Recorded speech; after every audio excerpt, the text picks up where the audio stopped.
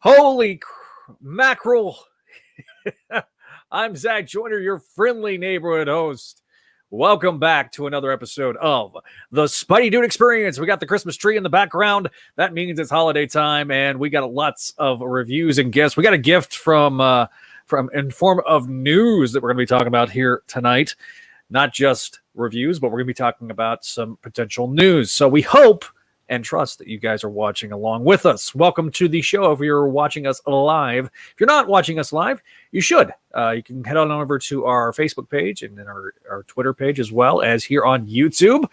And so I am not alone tonight. I have my core four, or my core three, and I make the fourth. I am the Mr. I don't know if I'm Mr. Fantastic or if I'm Spider-Man. I don't know which one it is, but first up, we got Adam. Welcome back, Adam. Hey. Next up, we got his head is the size of God. Okay, those are what are listening to us in the audio versions. You are missing out. Of course, we got Neil. I figured out our economy. So Adam is Mr. Fantastic. I am the Thing. You are the Human Torch, and Paul's the Invisible Woman. That's kind of mean. Being a beautiful woman is not a problem with me. That's not. Speaking of, or I could be Power Man. I could be Power Man. I could be Crystal, She-Hulk, Black Panther. We could be Wolverine and Ghost Rider and Hulk. They're their own thing, though. I'm talking about like actual like I could be Miss Marvel thing, She-Thing. Hell yeah, dude! Like back when he was banging the pine cone thing, right? Thing rings. Anyway. Thing rings. Anyway, moving on. No, we're not. I don't know. I refuse to move on. I don't know where this is going, but I know you know. I know you know what time it is. It's time. It's reviewing time. Oh, it actually is. It is a time to talk about something that.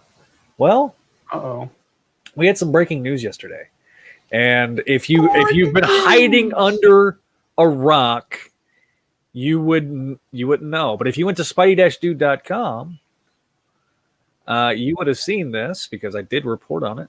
And I'm going to share my screen right quick. Bam! Here it is on Spidey-Dude. We're talking, it was a big day. The Hollywood Reporter, this was verified by several other sources.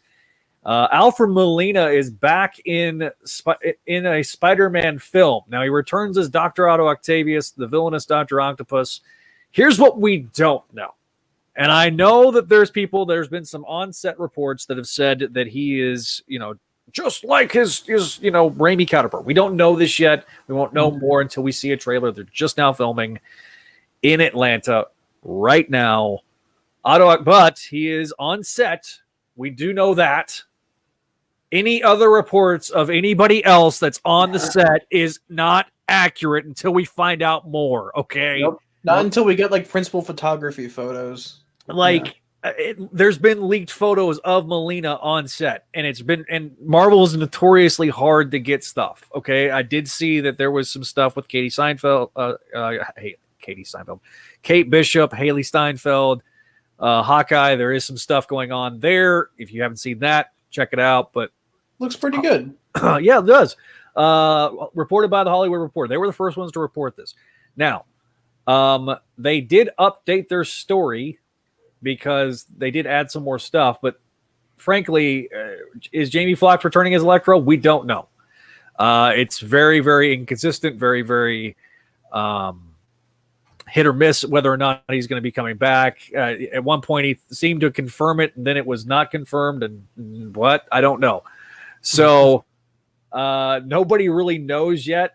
All we know is that Molina is set to reprise his role on in the Hollywood Reporter. Collider is the only place that I saw that was saying that everybody's back, but we just don't know that yet. And until I don't trust an unnamed source that's echoing stuff that's been on the clickbait sites for 6 months. Real quick, this has the validity of.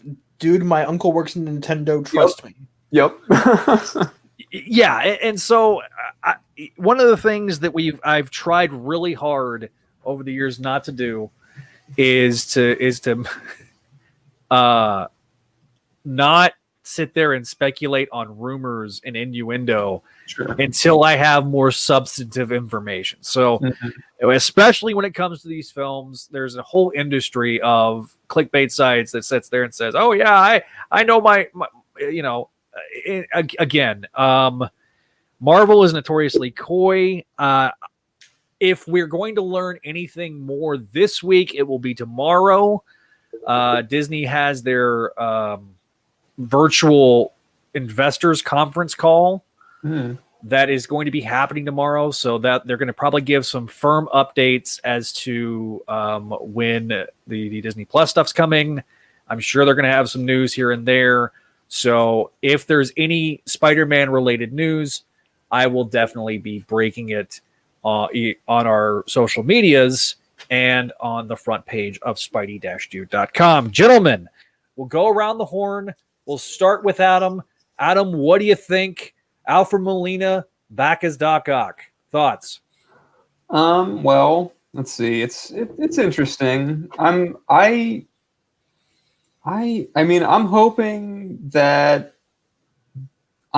not going to be a huge multiversal thing happening just yet with the third movie. I hope this is more like I hope this is more of a tease. Like this is going to be a cameo, because I think that's probably the most likely thing. It'll be a cameo, a tease to the multiverse stuff. If this is like, if he's supposed to kind of be the Raimi Doc Ock, or like an alternate version of the Raimi Doc Ock, you know, something like that. I'm cautious about it. Like, I don't know. I don't think if it's leading into like a big multiverse thing, I don't think we need that just yet.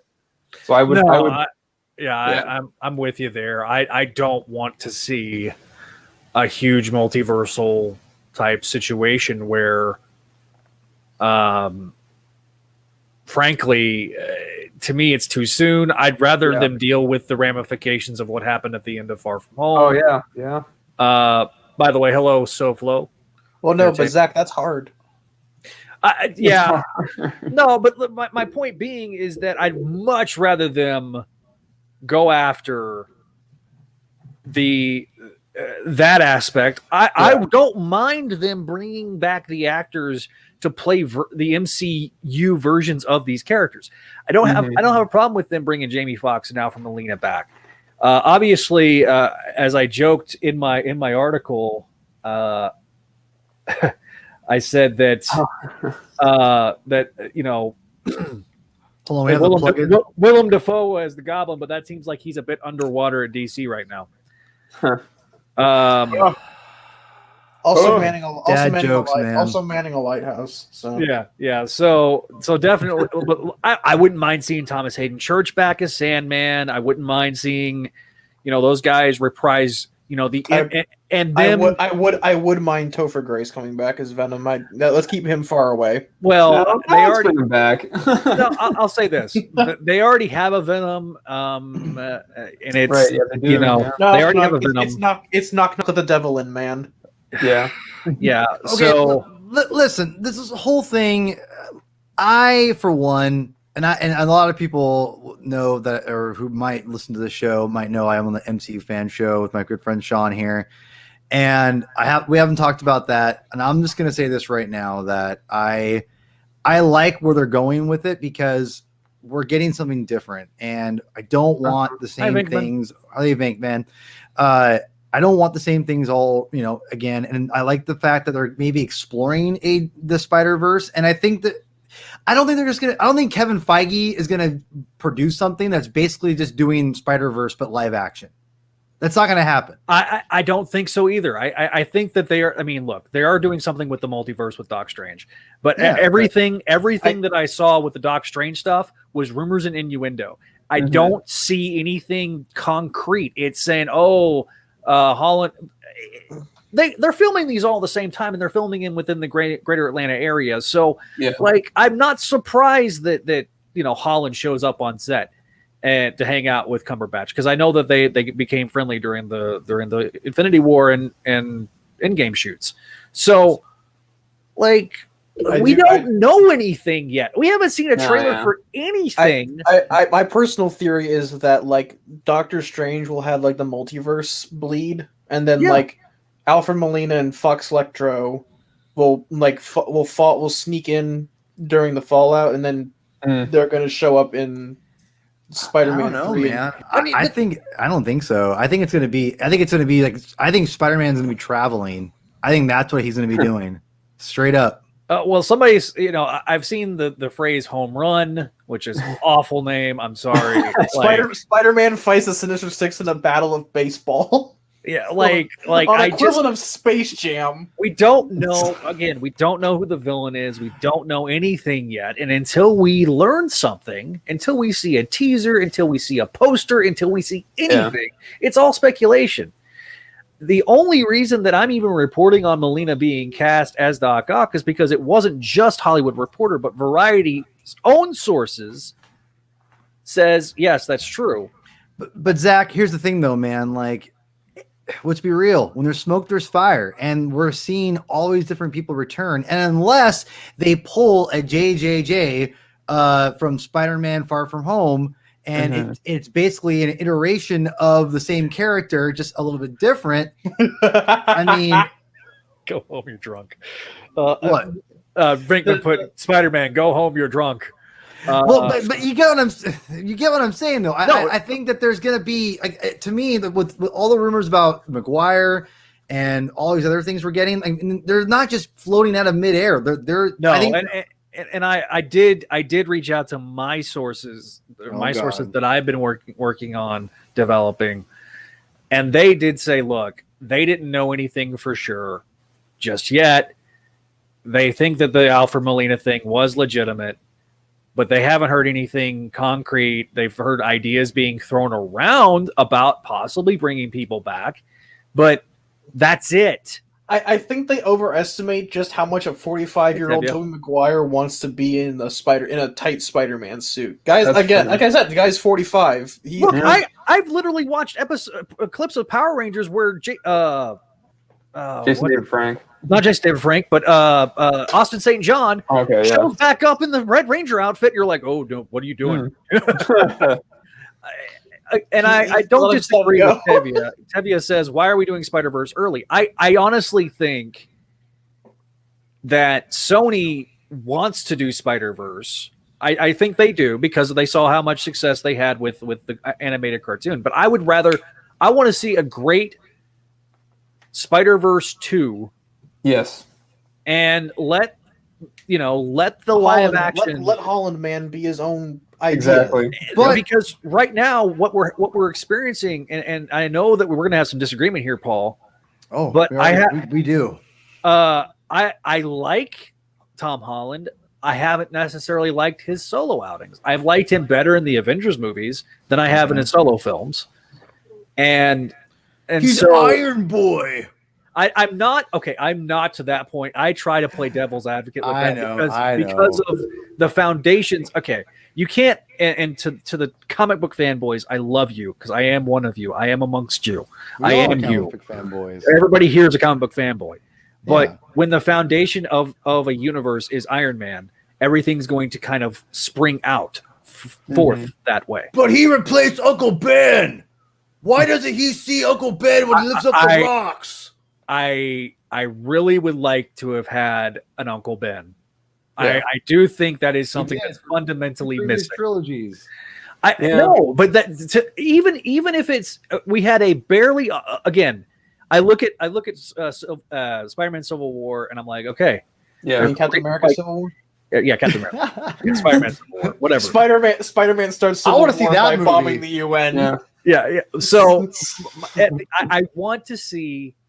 I'd like to see a young Ben that is not quite a hippie, but maybe a bit of a counterculture guy. Like ultimate Uncle Ben, but not quite as like, oh, we're just gonna have him with the ponytail. Let's leave the ultimate universe alone. Besides Miles, my point, Paul, is that like they clearly got like I know. I'm just being funny.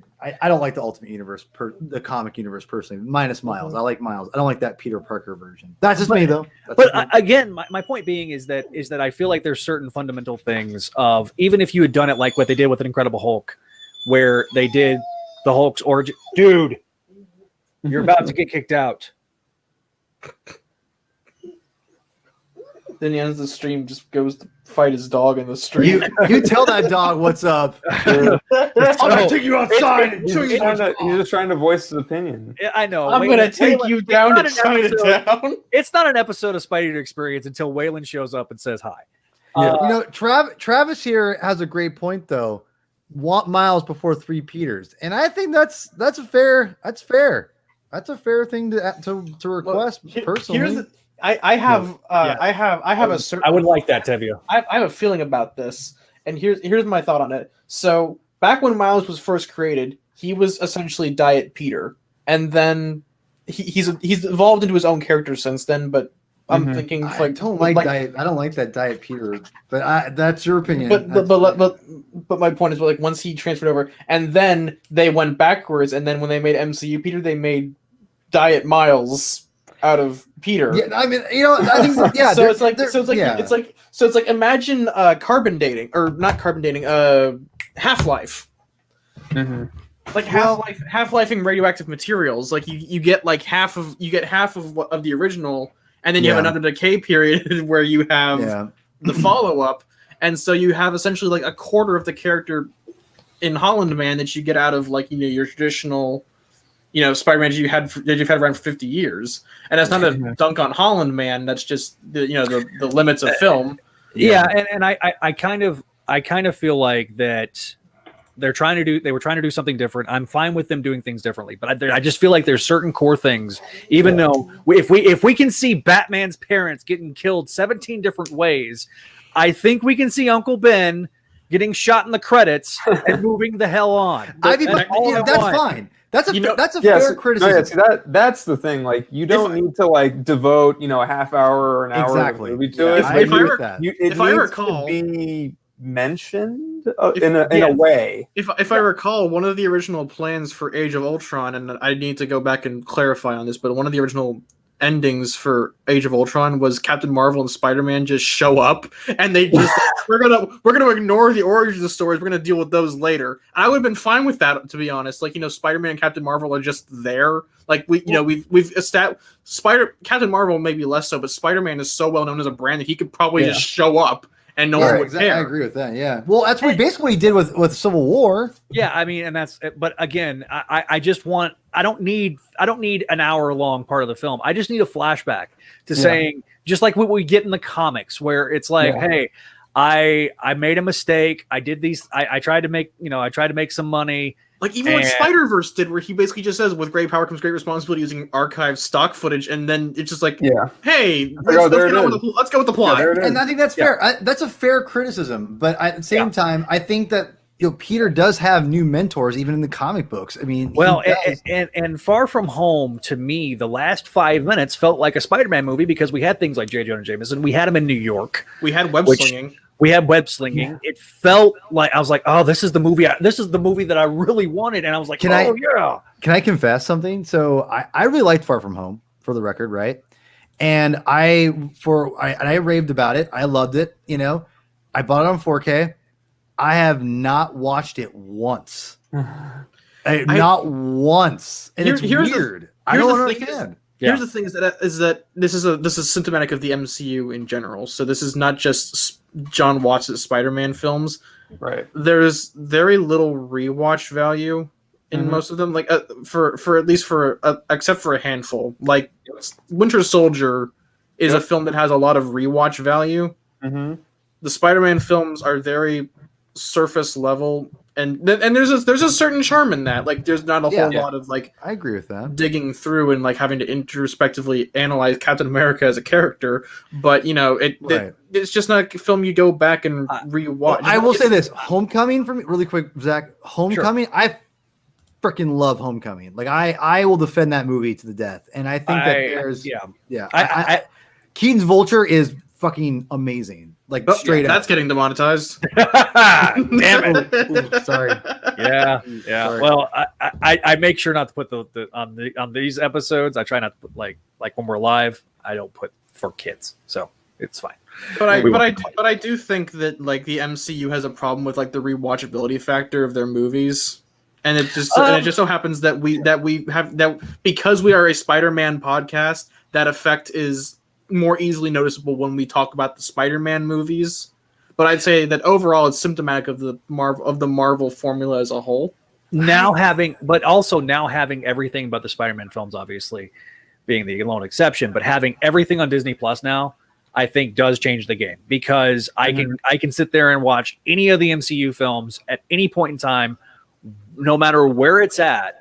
I can watch it on my phone. I can watch it on my Apple TV. I can watch it on my computer. I can watch it anywhere. And so having that accessibility is awesome.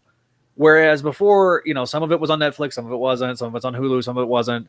You had the licensing problems. Obviously the Sony stuff with Spider-Man isn't on Disney Plus because it's owned by Sony. Mm-hmm. It's in collaboration with Disney. But again, I think Avengers Infinity War was great. Peter being the problem that I have with the MCU films is more than in the Spider-Man MCU films, more than anything, is that they're reactionary to everything else going on. Captain Marvel stands on its own. Black Panther stands on its own. Some things they react to, but with Spider-Man, it is intrinsically reactionary to the rest of the MCU. Right. Like, look, here's the Battle of New York. Look, here's Civil War. Look, here's the blip. And so, unfortunately, it's so codependent on the rest of the MCU. That's Spider-Man from back in the day too, though. Like that's the thing. Like Spider-Man's adventures stood on their own. Wait, hold on. So Paul, hang on, real quick. Let me provide an example of a film that does the MCU shared universe thing right. The Ant-Man films.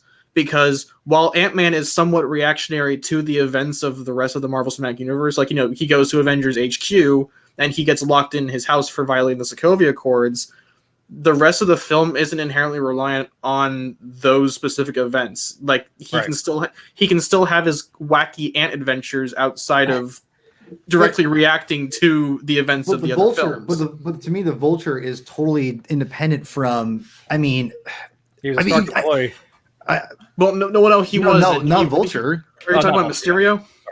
No, Mysterio was a Stark employee. Yeah. But to me, I mean, the whole universe is still built on itself. It's like they all are codependent. I mean, Ant-Man is Ant-Man because he's freaking was Hank Pym, and Hank Pym is involved with S.H.I.E.L.D. and all that stuff. So I mean, like, you can't have that argument. To me, in my opinion, feels that it's. I understand what you're saying about Spider-Man and you want him to be its own thing, but like when the Marvel MCU, like everyone is codependent on each other with the exception of Iron Man, who is basically the foundation of everything. I'd actually argue that a majority of the heroes aren't necessarily hinged on each other. Like Captain America, like aside from being tied to S.H.I.E.L.D. Mr. Stark! I'm talking more about like the more recent, the present day stuff, not like the World War, not the first Avenger, but like, Civil War, I guess. Civil War, I just realized it's Avengers 2.5, but but listen, like I see your point. You have a point to where some of the stronger films are the ones that kind of can, like you said, stand on their own and not be like the foundation of the. And MCU. those are the ones that have the most rewatch value. I just realized. I would say.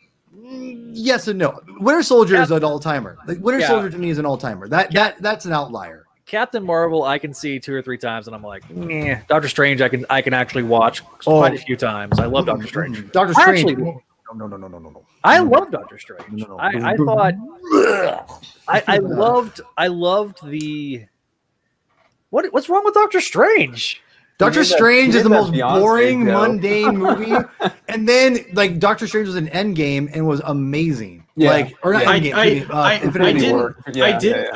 didn't hate his appearance in Doctor Strange because it's clearly an origin story movie, but like But he was clearly way better portrayed in Infinity War when he was like, you know, Yeah. doing all that cool. I don't know all the Yeah. spells, but he was doing some weird magic shit with Yeah, Thanos. yeah. And that, He was doing weird magic shit. and it was Yeah. way It was more awesome. interesting. And it was way more interesting Okay, than like, you know, he the was far psychedelic more- fever dream.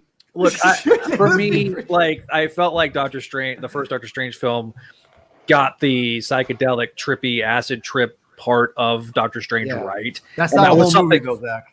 But that was something that I was looking for. I was looking for, do they get That's the fair. Ditko era right? Did they get the like? I thought Well, they didn't actually. You know why? Because Dormammu looked like garbage. Yeah. Dormammu looks. He had a freaking Dorm- eyeball. Okay, but to be The fair, Marvel does not have eyeballs. to be fair, They do that that movie with isn't it. I mean, that Thanos movie is doesn't either. entirely worth it to just hear Benedict Cumberbatch go, Dormammu, I've come Yeah. to bargain. Right. Okay, For like, yeah, for but 10 I'm times, also yeah. going to say this: there is sometimes it is hit and miss overall with the MCU on CGI, because if you watch Black Panther, Oh my Oh, god. At that home. last half of the movie. half of the movie Oh. is like, oh, this CGI is bad. And that This movie is was why good, you didn't too. win the Oscar, and nobody wants to admit it. But and then that's you- why. And then It you've needed got 3 more passes in editing booth. is what movie- happened. I think it's either Captain Marvel I'm thinking of or Endgame maybe. Yeah. Like Endgame had the whole uncanny valley effect with like Professor Hulk, but like there's that one scene in Captain Marvel that's really grating where like Carol's free falling and like she just opens her eyes as she's free falling towards the like, you know, it's like you're on a green screen and like Yeah. it's very clearly on a green screen. Listen, for the record, I think that Captain Marvel is a lot better than people give it credit for. It's not great in my opinion, but it's a lot better than people give it I credit think for. it's It's a a good B plus movie to me. Yeah, it's no, I like- agree. Yes, yeah, I would say it's not yeah. A, but it's a B I'd plus be- movie. Yeah, I think it's honestly like on par with some of the Phase 1 origin story movies. I 100% agree. I think Yeah. people wanted Carol to be more of a charismatic character, and that's not obviously the way they portrayed her. And everyone was like, "I don't like the way Brie Larson does that." It's like, dude, it's because she like played a different character. Not everyone can be Tony Stark. I'm sorry, you know. Well, and also- I'll and say also- this: and also she everyone was more wants Tony Stark. charismatic. She was far more charismatic in the Avengers films. oh, for sure, She She's had a great in that presence. game. Yeah, in Endgame, she is fantastic, and I'm When like, she okay, says Peter Parker, she's like, "Well, you know, hey, Peter Parker." I was like, "All right." I was like, can't. "All right." But the problem is I can't unsee the memes, unfortunately, and I've had too many memes sent to me, and I'm like, oh god, oh, I don't. I don't. You don't wanna I know. don't Don't read go on- memes. you Don't go don't on need the- to know. don't- You don't don't don't go go on- on the internet. Don't I'm go. on the internet. I just don't look at the memes. Yeah. All right, so, do we okay. want to talk about Spider-Man? No, MCU. Let's talk- okay, MCU. so at This the- is not an MC I didn't variety really hour. let. Okay, Adam, give me your thoughts. Are you looking forward to it? Real quick, let's kind of wrap this up. I didn't even give my thoughts. I know I'm going to come to But you in a Adam didn't minute. get to finish. Okay. I think I finished. I mean, it's a wait and see thing. I'm gonna just throw this out here. Sorry, Zach, but there was an article today that was like, oh, Tobey Maguire was spotted in the parking lot of a costume fitting studio. Just got dunked. Yeah. Look, We'll see. again, We'll This is again, someone's. Okay, I just looked this up. It's someone's blog. It's on Just Share, their paparazzi site. okay, but still, like until again, Yeah, that's until I someone's see- blog. Yeah. Until I see Variety, I know. or No, something along those lines. I'm all for that. Like, look, everyone right now, go into your bathroom, turn off the light, look in the mirror, and say, Hollywood Reporter, Deadline, Variety 3 times, and then maybe the rumors will come true. There you go. Neil, your head the size of God. So okay, I have a weirder opinion on this.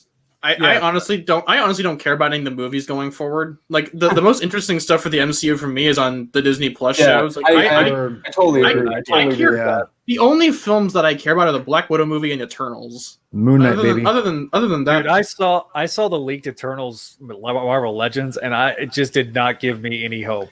I want to see how it goes. But like that's the only one I have like any real like interest in seeing. Not necessarily like, oh, it's gonna be good, but just kind of like seeing how it turns out.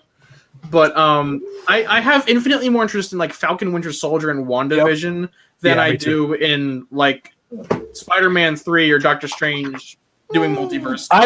I would kill for Spider-Man to be a prestige series like on a Disney Plus type thing. I want to see like 8 episodes of like them building the unit, because I feel like Spider-Man works better to me as a television show, even though I know it does because Spider-Man works as a comic character. Spider-Man works with serialized, overarching story arcs, and not like that's every character movie, though, not 3-hour movies.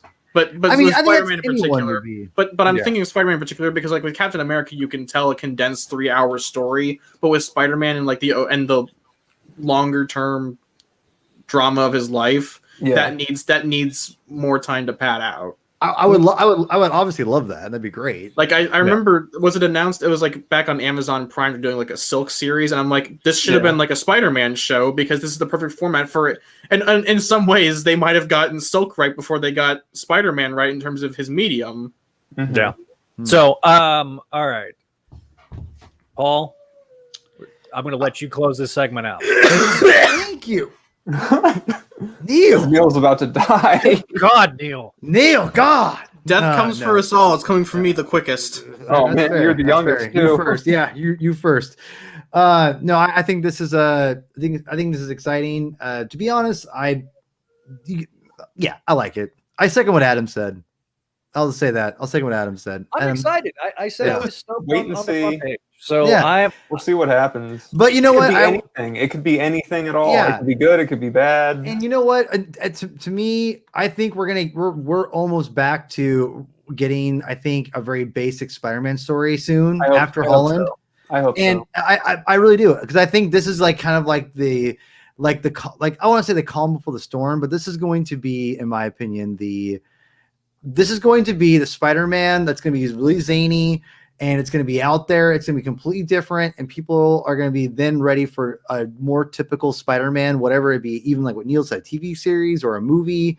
It's going to be more back to basics after Spider-Verse, because people are going to be they're going to get their fix. They're going to get their live action, because I don't think it's going to be straight up as Spider-Verse either. I think but it's going to have multidimensional things, which again will be fun. We haven't seen that in a movie with Spider-Man before.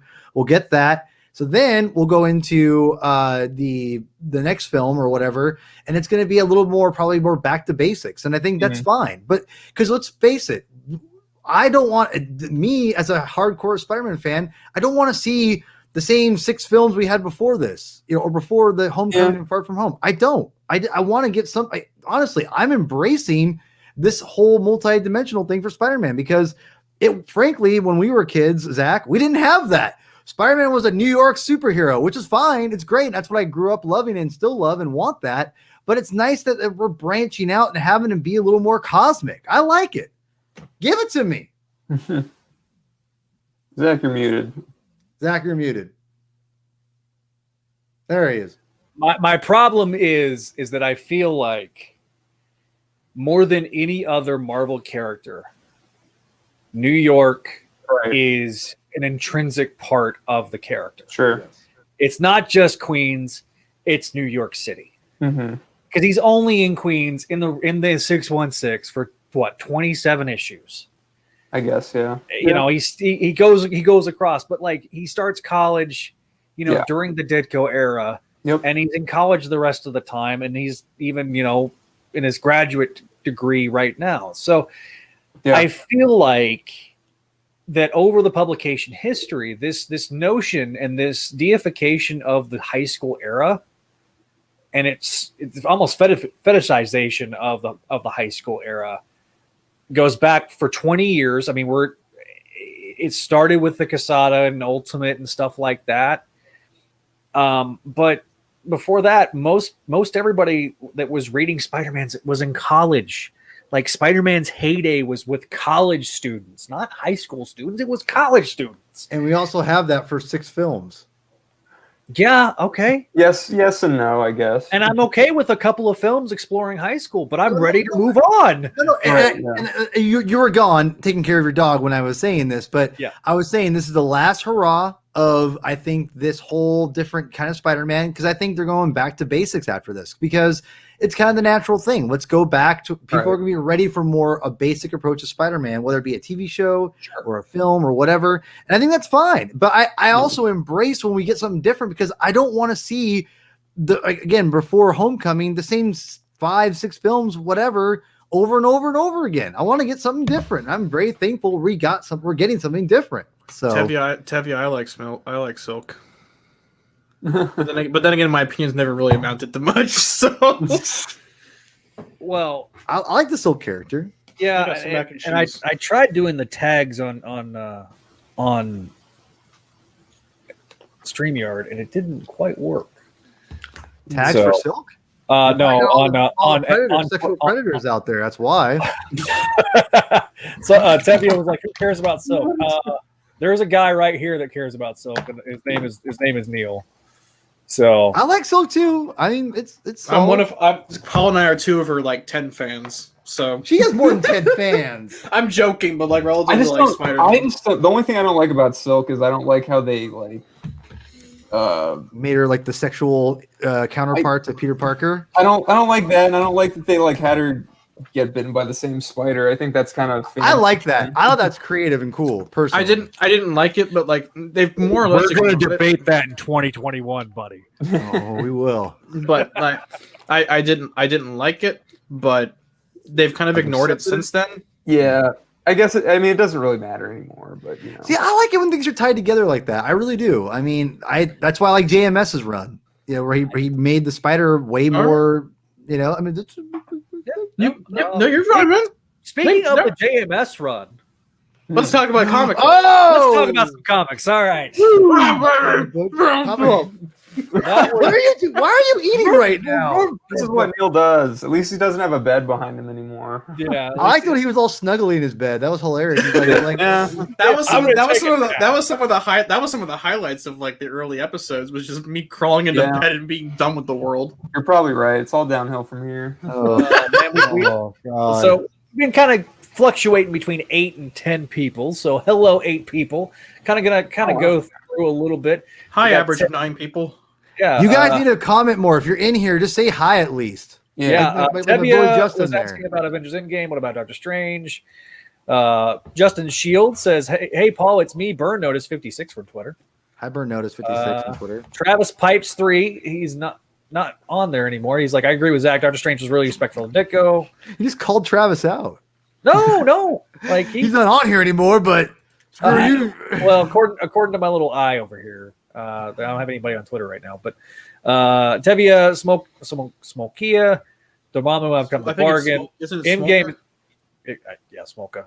I may have mispronounced it. Okay, there's also a rumor that Charlie Cox may be a part of this movie. I don't know. Rumor, not confirmed. It's Hey not guys, confirmed. I got this great rumor that Batman's going to be in the next Spider-Man movie. My Oh, sources dude, at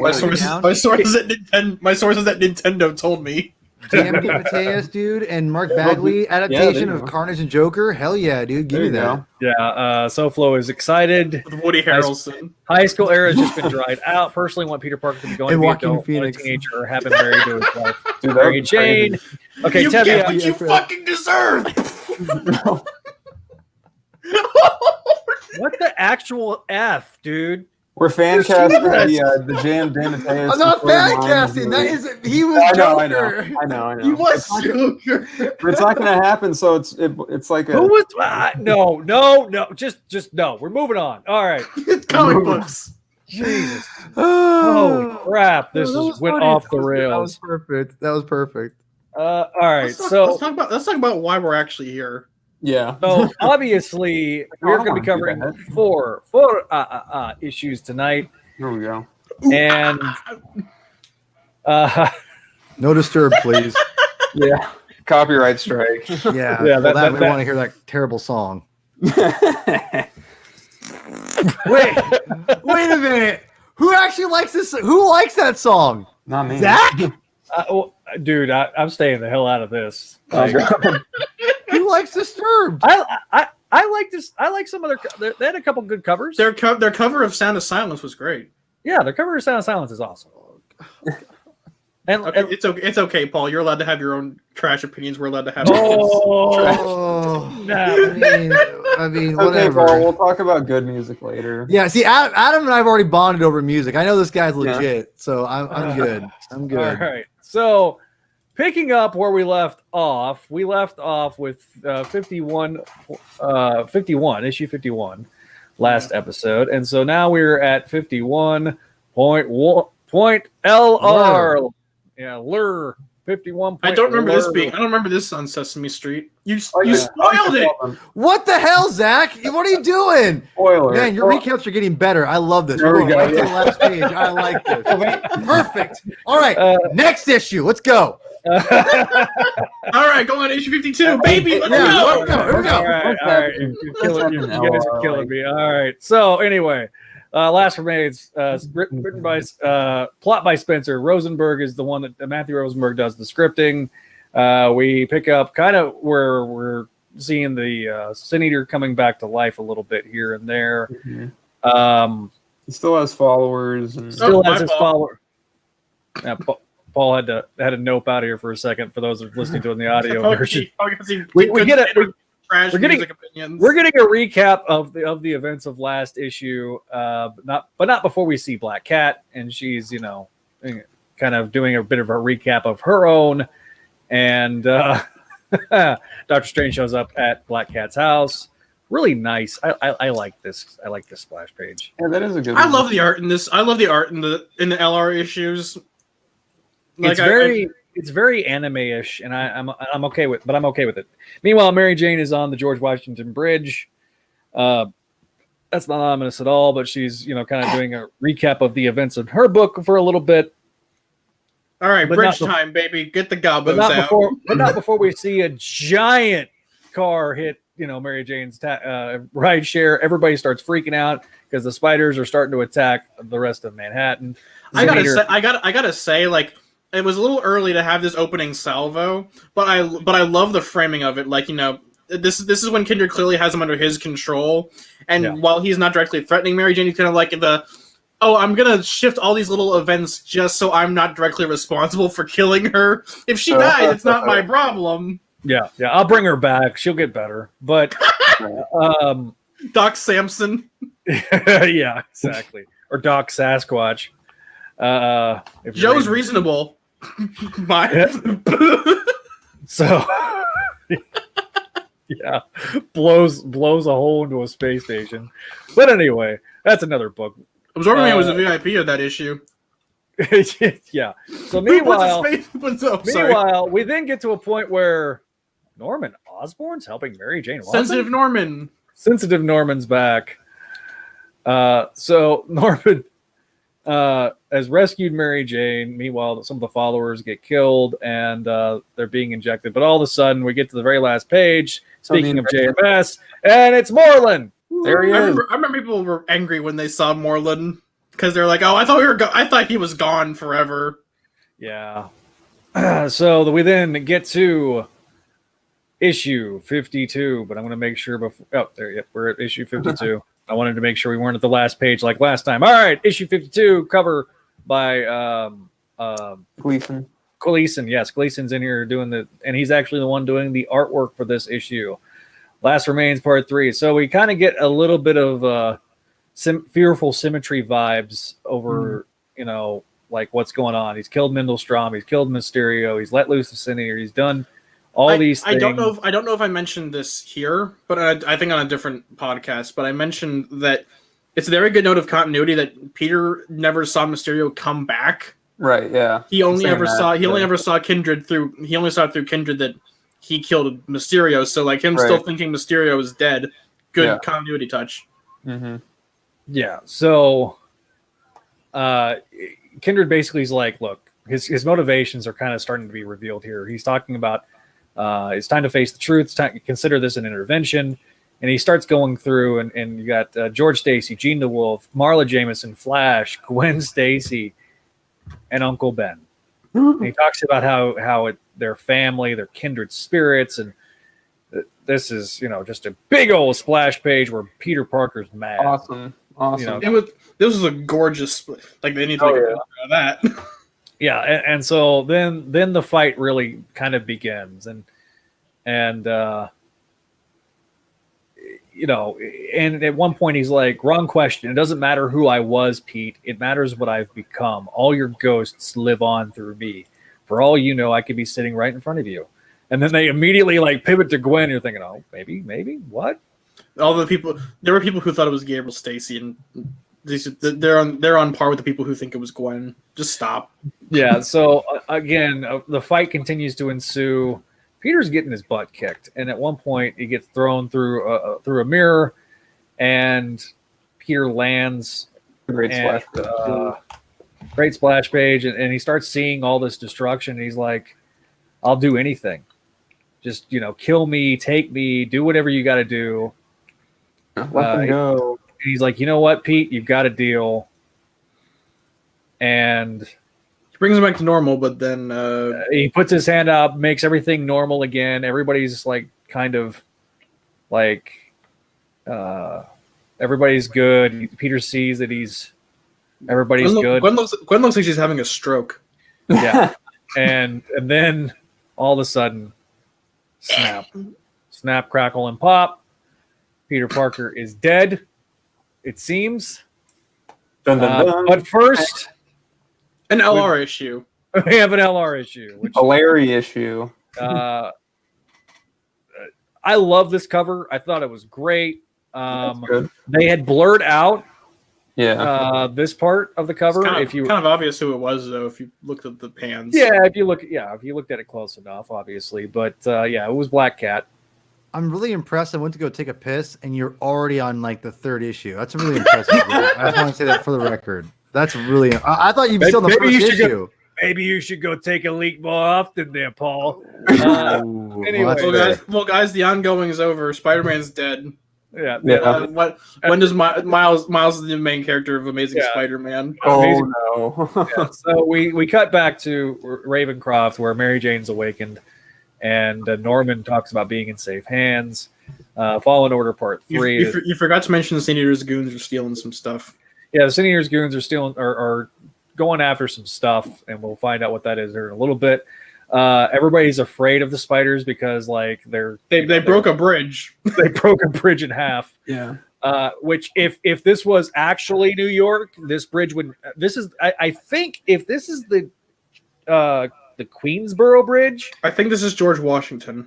Okay, this probably is the George Washington Bridge. But if it was the Queensboro Bridge, that's been like under construction for like 60 years because of the unions and stuff. So it's never they've never had every lane of the highway of the road open, but maybe 6 months.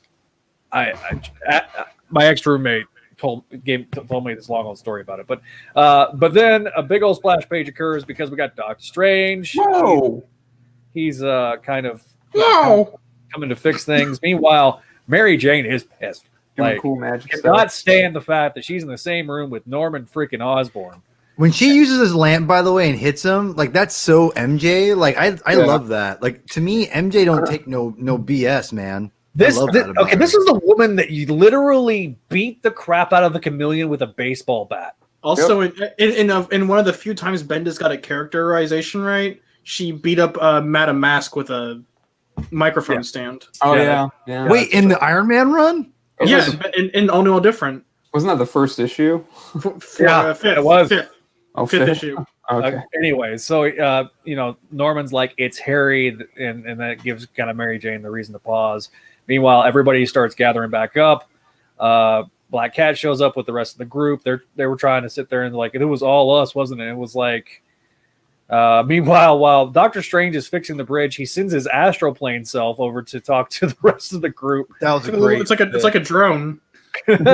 Yeah. So we cut back to Mary Jane. Mary Jane's like, "Look, you're lying. This I just saw Harry. Harry's fine. Everything's everything." Where'd all his blood go?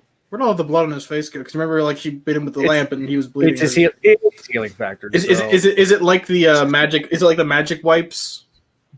Yeah. This is the same Marvel universe where Norman Osborn got impaled in the chest with a glider. Yeah, exactly. Come on, Neil. Jeez. I don't care. Look where the blood went. Also, Where's the you're Sam world? Kinison. Jeez. So, needless to say, there's a back and forth between Norman and Mary Jane. Norman's like, dude, I've seen these nightmares because I've been a part of these nightmares. I've been in these nightmares. I know what's going on. So, we then cut to, Sin Eater. He's trying to speak to Kindred, his master, and he's like, Commune. everybody, take this twisted version of communion, which is like a bunch of a vial, and we don't know what the vial is until the very end of the issue when Oh yeah. they get turned into this. It's Spider Island 2.0. It's actually it's Spider Greenhouse. Yeah. They all get turned into giant spiders to basically get the attention of Moreland. You think call him Moreland? I always call him Morloon for whatever reason. I always call them Moreland. I don't know why. Does anyone call him Morloon? Who? I've heard other people. I've heard other people call him Moreland. So I don't know. Okay. Not just me. I also called Dormammu for like a long time because I couldn't pronounce his name. So I mean, they really need to give us like Hooked on Phonics Marvel style. I'm just saying. I'm just an idiot. I was straight up. Listen. Well, I wasn't going to call you that there, Paul. But anyway, hey, I can admit when I don't know things. I can't meanwhile, pronounce anything. back at the ranch, aka the Sanctum Sanctorum, a plan is being formulated. They're going to go into the astral plane, the spiders, but Black Cat has to stay behind because somebody's got to guard the hand of Vashinte, and who better than the person that stole it? So, you know, my favorite bit of this though is when Felicia looks back and says, "It's a really nice piece." I got a couple comments really fast while we're going. These are the quick hitters, I promise. First of all, I both don't like and like the fact when Black Cat shows up, Spider-Woman goes, "Black Cat!" Like it's so like classic, like comic book, you know? I'm just like, really, you're really gonna say it like that? I don't know. The Black Cat. No, I do enjoy like they maintain consistency of them not knowing what's going on because like Anya's like, "What are you doing here?" And Cindy's like, more to the point, "What are we doing here?" Yeah, like, exactly. Yeah, right. That was a hell of a bender last night, guys. We're just broken. What do we do? Yeah, we just broke a bridge. Can we talk about that for 5 seconds? It's like the Hangover Part 4. Literally, Paul. Before you get to your points, I was just going to say we have one more scene where it looks like a demonic Mary Jane hanging out. To be continued. I'm a little upset because I thought it was going it's one of those things where like you think it's going somewhere and then it doesn't go the way you wanted and you're kind of upset because you didn't guess it correctly.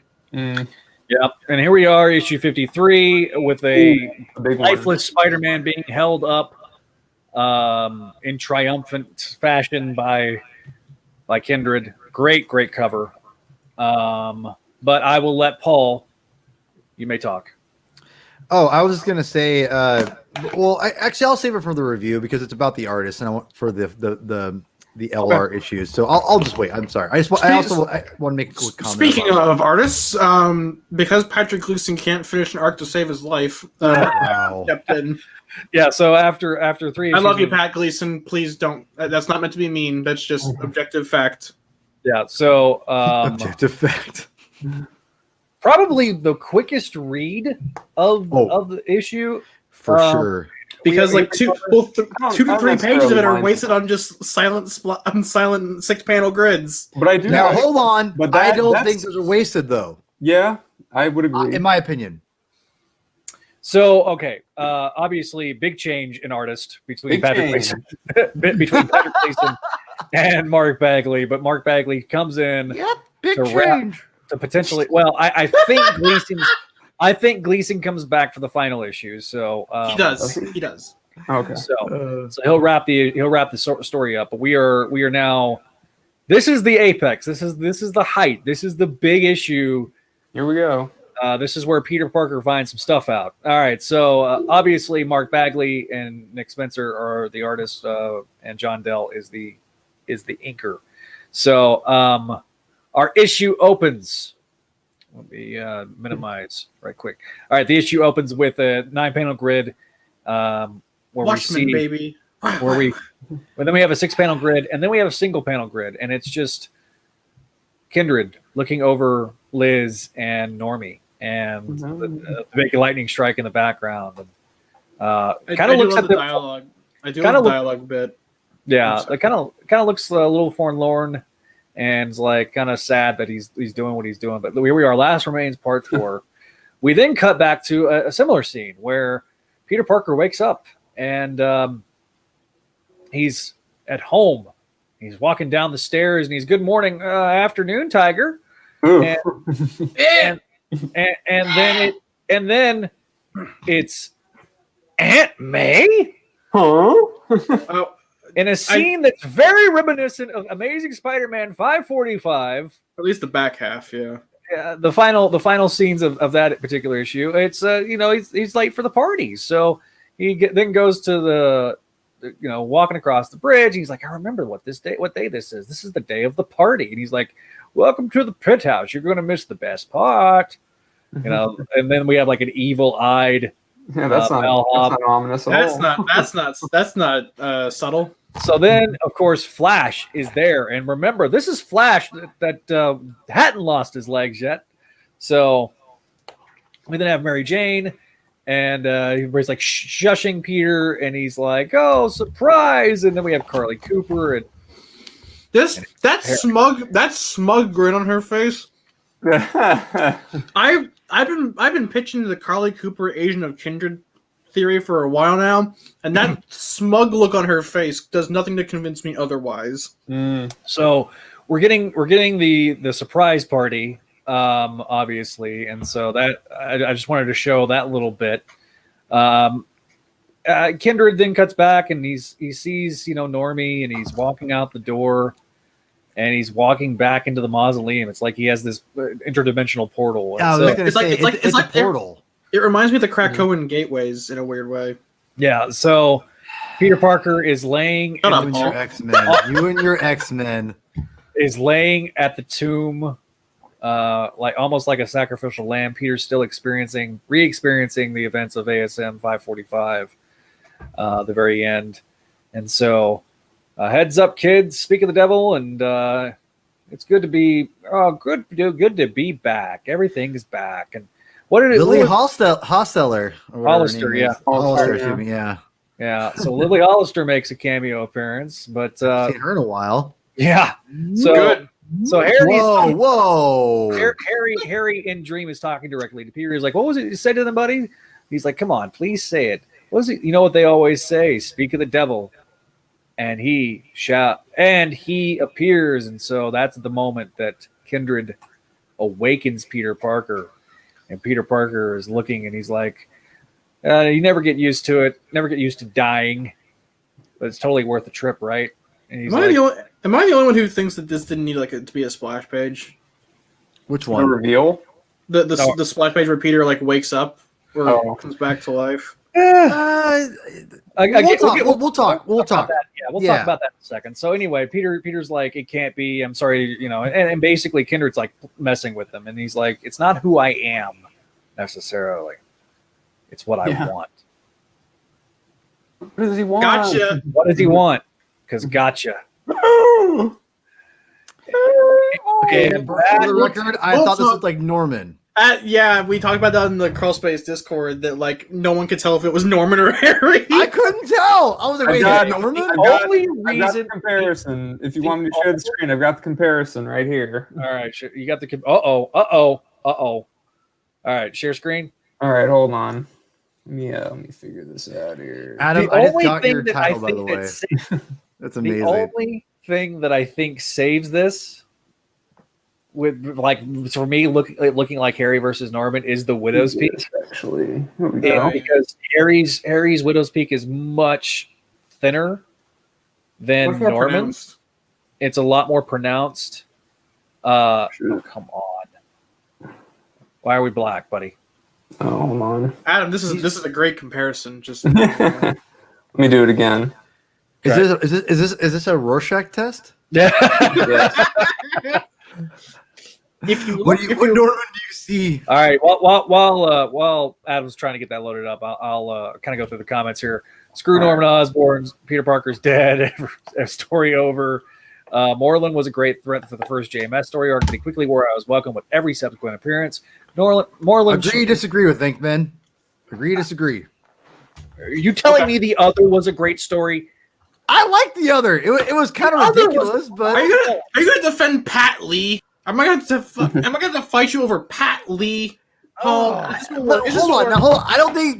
don't think that the other is great, but I think Morlun was cool. I like the character. I thought he was fine. I like the issue where he beat the crap out of him. Norman's fine as like a force of nature, but then you add like now he His, has a his bunch stupid, of his stupid for no reason. steampunk vampire family. like I don't. I mean, Spider. I like him. Yeah, I know you do, and we're going to debate this later, later next year. But like, Literally next year, this time next year. No, not this time next year. Like early next year. All right. He loves this reference. Yep, one more day. We need a break from Moreland. Okay, so obviously, we talked about it, but let's kind of open things up. Adam, did you get that? Oh, I think so. Yeah. So is it up? Yeah. Okay. I remember this. I remember that page. That was Yeah. these were, I think these were the best pictures of Norman from 49, 850, and this is obviously the best Harry thing. So That's Adam. Well done, my friend. Bankman knows what shirt I'm wearing.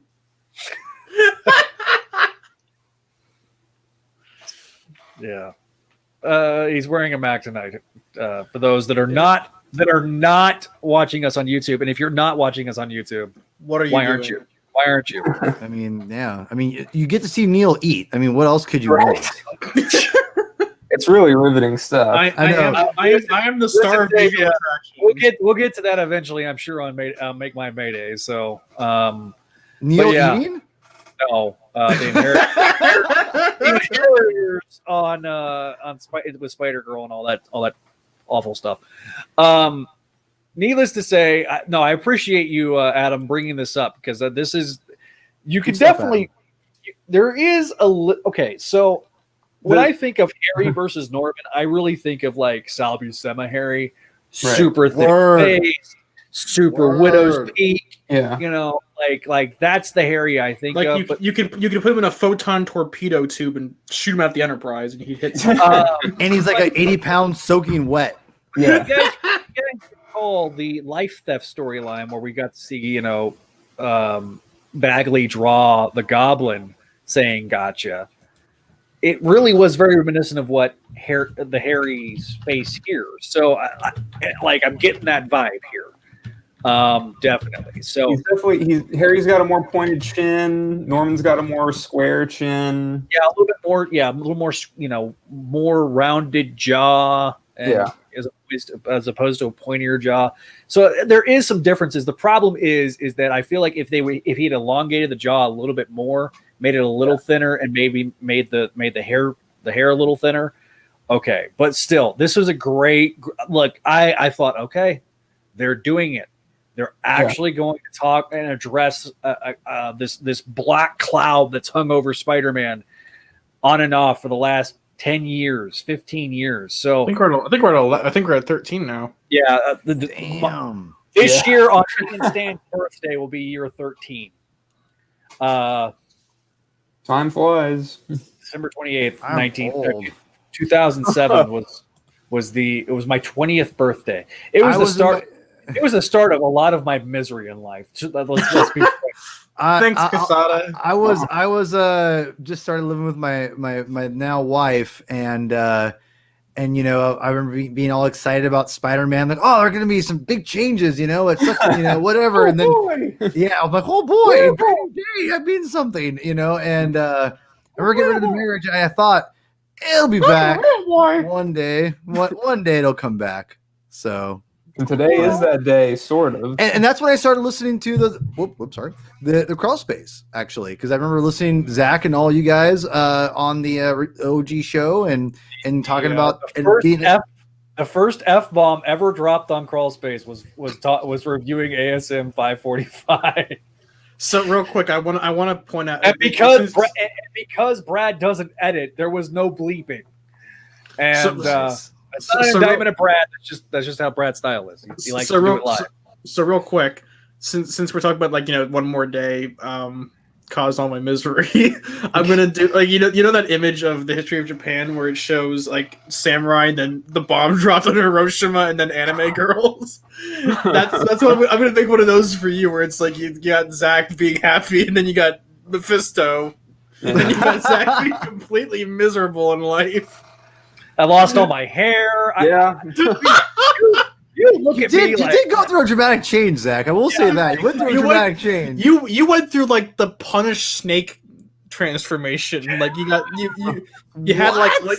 had like solid Zack, and then in Metal Gear Solid 5 you got punished Zack. A man denied his podcast. All right. Let's talk about these issues. I want to talk about these goddamn comics. Don't we need to finish at 53.lr? No, No, we're doing that one later. We'll do that one later. Do that We next got enough. week. We got enough to talk about. Oh wait, no, never mind. yeah, we're doing that next week. Originally, the original plan was we're going to do all the issues in November, but I thought let's just do 4 issues. Let's not do more than that. We got a lot of just- issues here. Yeah. So forgot. next I'm week, sorry. next week we'll cover Next week. we'll cover 53 LR and 54. Part so 2 of this issue. yeah, and obviously the final LR issue will be coming out next week as well. So we'll actually cover the day of release issue of 53.LR. So Cool. all right, Paul, since you're Yes. so jonesing to talk about these issues, Comic books, yes. let's roll. Okay. The floor so- is yours. I'm so- muting everybody else. Oh, that's very nice of you. You don't have to do that. But are we going want me to grade each issue? Yeah, go ahead and give a grade for each issue, and then kind of give your stuff. Okay. So overall, I've been liking Last Rites, or Last. Oh God, is it Last Remains? Yes. Oh, Last God, I even in the message group, I said Last Rites. And I went, God damn it! And so Last Remains. I think Last Rites was Batman. Daredevil. Yeah, something like that. It's something like that. It's Isn't it some comic book. Daredevil? Didn't it just? Oh yeah, it's Daredevil. 'Cause Dare- I'm doing. It just got released, right? Yeah. Well, Marvel I'm movie. doing I'm reviewing Last Rites for the comic binge and this weekend. So a little plug there. But anyway, no, this Last Remains is continuing this very, very solid, cohesive Spider-Man family universe tie-ins or kind of crossover, if you will, even though it's not really crossing over in miles or anything like that. Right. But all that being said, I'm really enjoying all these issues for the most part, and I will point out that I think the 51 LR was fine. I feel like the LR issues are treading water a little bit now, Yeah. but I was not expecting the Morloon or whatever how you want to pronounce his name.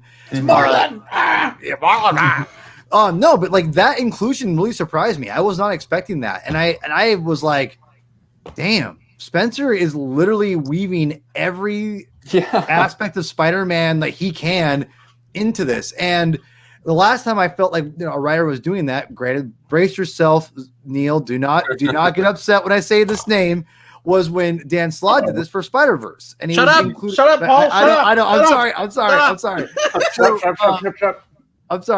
but no. The last time I felt like it was kind of fun, including all these different like deep cuts of at least for Spider-Man characters, which I really liked about it. It was a lot of fun, and with this, it's a lot. And I will give Nick Spencer a lot more credit over Dan Slott, obviously, because Nick Spencer is weaving massive amounts of continuity and story aspects of Spider-Man that haven't been touched on in a long time. Or, I mean, he's bringing in Morloon, Spider Island. He's bringing in Sin Eater. He's bringing, like Juggernaut, and all that stuff from the last year. It's like I can't believe what he's doing with this, and he's obviously building up towards one of the most controversial things in superhero comic books. With One More Day, and he's literally, again, bringing in Harry Osborn. He's building up something that I am just been blown away. I've been entertained and edge of my seat until maybe this last week, but that's a whole different story. But just bringing me up to this conclusion of like, we're actually going to get some kind of conclusion. And I'm like, to something that we all maybe want. And I'm just going to say right now, issues 52, LR issues are fine. The Morloon stuff was great. I actually really liked everything else besides the Morloon and Sin Eater stuff is whatever. It's fine. But I got to say the Sin Eater Morloon fight was pretty cool. Again, these aren't like amazing issues, but they're pretty solid. They're like good. Yeah. They're a good trade read if you want to get your kids something for Christmas. Yeah, exactly. But again, I like the inclusion. I love the idea of Sin Eater taking Morloon's powers. I think that's freaking awesome. So I think I might not like the Inheritors. I know we'll probably never agree on that. that's fair. That's fair. That's fine. But I thought that Spencer used Morlun in an effective way, and this kind of bleeds into 53.LR, which we aren't covering tonight. But I think that it was very clever of Spencer to use Morlun the way he did. Instead of just making him the main threat, he kind of made him like a side, like a side quest villain for Sin Eater to defeat. Yeah, to get the power he needs specifically to fight the Spider family. Yeah. Yep. So and so for me, and I'll wrap it up to pass out to one of you guys. So hang on, Zach. I need you to. I've got my screen share up. I need you to. I want to share this image that This is the first image that I thought of when it was that page when if it was a 51.LR when Morlun first shows up. Yeah, that's 51. I have a very specific image that showed up that came into my mind, and I sent it to Symbio Bro when the reveal came, and I want to share. I don't want to spoil it before it shows on screen. Zach. Yeah, well, Zach, let me just finish this up real quick. But for me, the I can't believe how good Amazing Spider-Man issue 52 is. I think that issue is a fantastic Spider-Man comic book. I think it's in a weird way, unfortunately, but also fortunately, it's like the peak of this arc's quality because it's 53 as much as it does the one more day references and make sure to hit the reader over the head with the look, guys, we're doing one more day, aren't you guys happy? Yeah, it kind of grinds the plot to a halt in a weird way because Kindred's and I understand what Spencer is doing. Yes, but we spent half an issue just recreating ASM 451 or 545's back half, and so we didn't need ASM 54. I don't think we could have just. I see, and I totally get that, but I think we need to see Kindred at a different level because we've only seen him as the menacing guy in the background, I'm gonna kill Spider-Man, right? And mind you, from a logistical perspective, recreating ASM 545 with those different changes, with the demon elevator man, and Harry saying what the worst part of hell was, the parties suck. But I think you could have honestly just done the bullet points of that issue of that, the doorman. You didn't need to do a page for page recreation of that issue with some adjustments to it. But in some ways, hang on real quick. I want to wait for Zach to get in. I just want to share this image. Okay, Zach, real quick. I'm gonna share my screen real quick, and this is the image that I thought of when Morlun first came back. But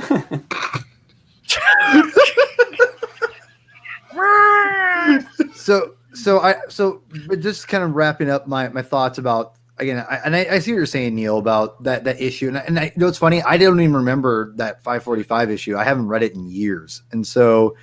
And this is from someone who doesn't hate Brand New Day necessarily as much as you guys all do, and maybe hates One More Day as less as all you guys do. I don't love it, but that being said, this issue 52, Gleason's art is just beautiful. Sight to behold, man. It completely justifies him leaving DC to come to Marvel. No, yeah, and this to me, it's a page. It's digital page 10, Zach. This is just. I always talk about the beauty of the medium of comic books, right? And I think this is something that I love. That's why I love Spider-Man, is because of comic books. Obviously, I watched the cartoons, Amazing Friends when I was a kid, whatever. But comic books is what I'll always associate. It's the one where Peter tears a hole through Kindred, right? Yeah, right. But you see here, it's this beautiful back and forth fighting between them. And then that again, you above the panel above that, and then it's just basically 3 panels or 2 more panels underneath, which is just I love the way this is drawn and stored. I just love the way it's laid out here. I even love if you're listening to us on audio, which is we love you, trust us. Trust us. You are loved. You are definitely missing out on some visual cues here. If you're not watching us on the YouTube, but even the page before that, where Peter runs into the shadows real quick, and he goes, "You're only going to get one chance at this." That page of just shadowed Peter. It's a weird thing for me, but I love shadowed Peter Like that's when he's at his like It's his one most of the- serious. It's a very good visual cue of him being serious. Yeah. And I'll say this: unlike like how overdone and overwrought the Superman glowy eyes thing is, we always see Superman super serious with his eyes glowing red and all that fun. Like it just done to death. That Doc Shaner got harassed off of Twitter for objecting to. Yeah, And like, don't get me wrong, there's some times where it's really cool, really nice looking, but that's something that's been kind of overdone, I feel. With the dark Spider-Man type thing and the silhouette type stuff. that'll never get old. It doesn't get old, especially like when we had an entire era with the black costume. You could really, really get away with that. Yeah. But It helps, and I think the black costume contributes to that. But it helps that Spider-Man's always kind of dabbled into that kind of artistic imagery, whereas Neck Snapper Man, he's only been dabbling into that for about the past like 2 decades. But with the overuse of the glowy eyes. why did you bring up Man of Steel? I love Man of Steel, but that's because typically the people who who are like really into glowy eye Superman are big fans of Man of Steel. Can I just want to, you bring up a great point about the Shadow Peter here, and I want to say really quick that the reason why I think Shadow Peter works is not just the fact that he's serious, is that Peter is such the everyman that he has a dark side, like not dark side, but Peter can get angry. He can lose his temper. I mean, that's the thing. He's not Superman, where like Superman doesn't really lose his temper very often. Like Peter gets pissed off. Like he's lost it a couple times. And Going back even like with sorry Neil, going back like even with the Ditko era, and then you see when he finally just lets loose and beats the crap out of Firelord, and then you see it like with Back in Black, where he literally obliterates and like puts his web shooters right up to Kingpin's nose and says like, I'm gonna pull the trigger, baby. Yeah. I mean, Peter Parker has a temper. Yes, absolutely. Peter Parker's a hothead. The Saint Gwen philosophy applies just as much to Peter as it does to Gwen. Like Saint Peter is boring, and I hate like they're like when it contrasts against like the younger generation, like where he's like a patient, understanding mentor. I can kind of buy, but like in his own book where he's just like always calm even when things are not going his way. That just feels like they're just trying to make him seem too good.